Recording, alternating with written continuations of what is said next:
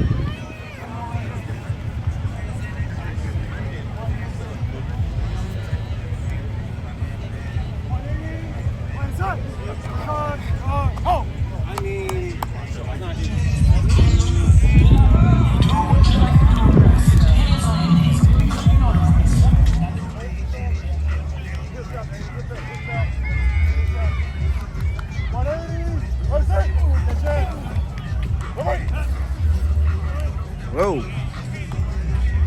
Both groups going in. Yeah, see? We're too close for comfort.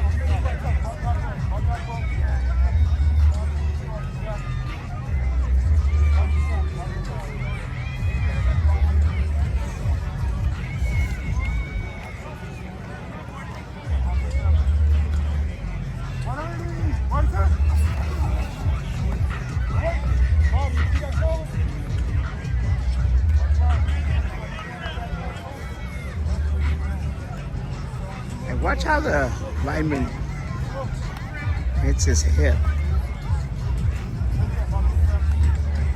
See that?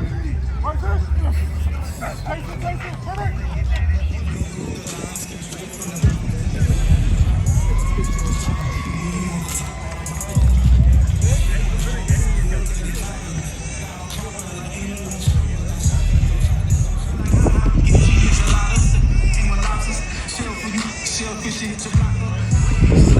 Can't get you out of art.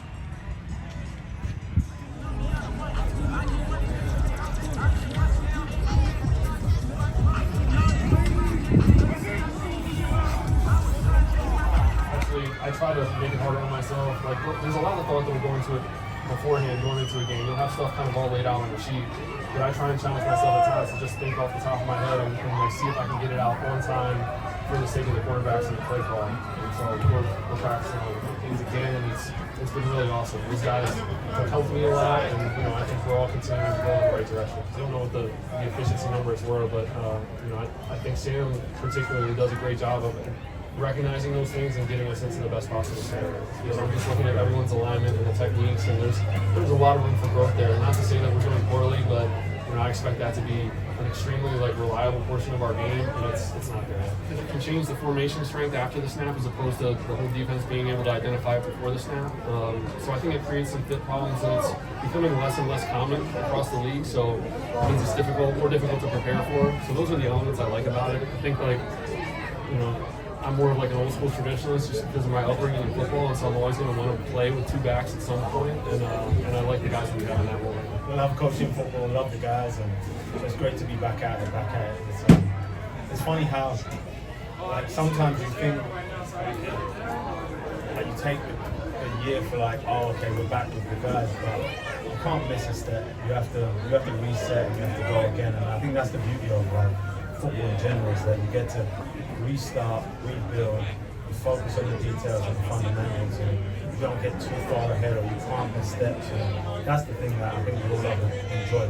If you lack that and you give things when they shouldn't be given, I think you're ultimately going against what you believe in. This game is about playing your best in the best moments. And I think if people strive for that, and we've got great battles going on right now, and people trying to play their best football, those things you have to give opportunity to, and maybe they're weighed on too much with a lot of information. You might have to pull back, or is it like new mistakes? Is it like just lack of understanding of the situation you're in? And you kind of have to evaluate that. And Gosner has done, two people have done a really good job over that in the last 2 years. Harkar, Scott, with the corners and the nickels, and Jeff done a great job with me last year.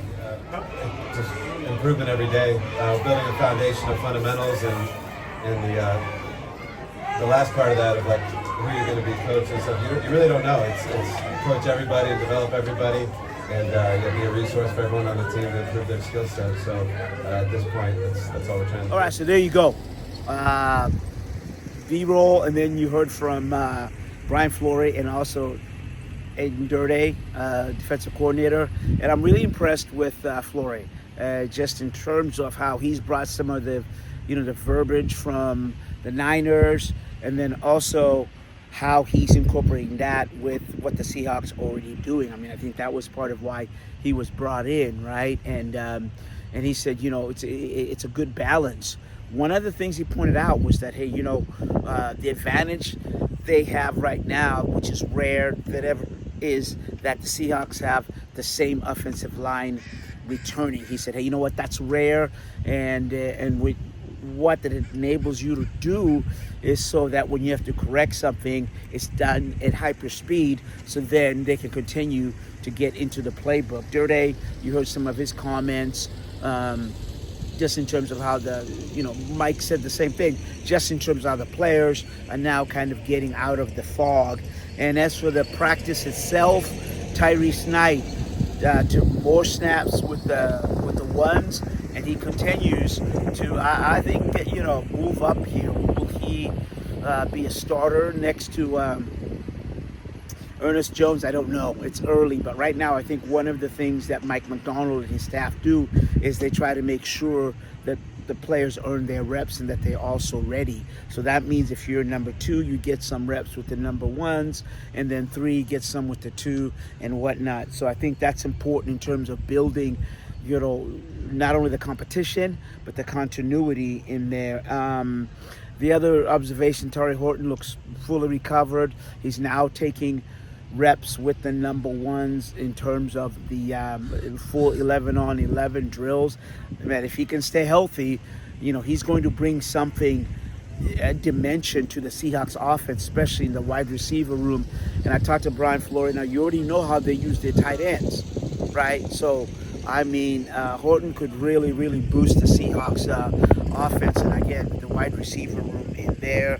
And then overall today, the defense won the day, after I think the offense was kind of, inching forward the last couple days. But today it was really the defense put a stamp on the day, and some of the people that took home a gold star, them, Byron Murphy, Ernest Jones, Leonard Williams. I thought D-Law had a really good practice today. Some of his rushes were crisp, and also on the back end, I talked about Tyrese Knight, but Bud Clark continues to also excel. And then kind of your regular players that you would expect, Julian Love and also Devon Witherspoon were there.